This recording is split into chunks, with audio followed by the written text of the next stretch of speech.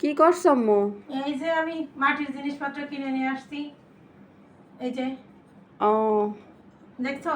হ্যাঁ, সুন্দর জিনিস তো। হ্যাঁ এভাবে সুন্দর করে গুছিয়ে রেখেছো, হ্যাঁ। সুন্দর লাগছে কিন্তু। এই এগুলো দেখো, কাদের খাতি দিবা?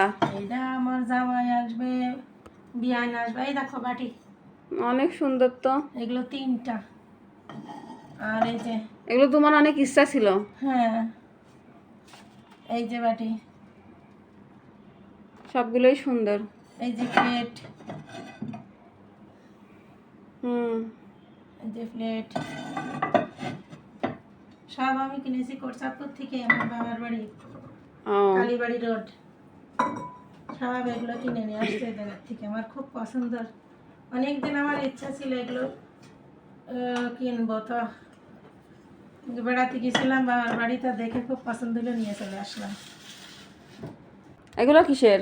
এগুলো ভাড়, মানুষ চা খেয়ে ফেলে দেয়, আর আমি ইন্ডিয়া থেকে টেনে নিয়ে আসছি। ইন্ডিয়াতে তুমি এইসব ভাড়া দিয়ে টেনে নিয়ে এসো? হ্যাঁ, এটা এই যে তোমাদের দেখাবো বলে আমি সব টেনে নিয়ে আসছি। চা খেয়ে খেয়ে কাগজের এই ভিতরে- হচ্ছে বাঙালি।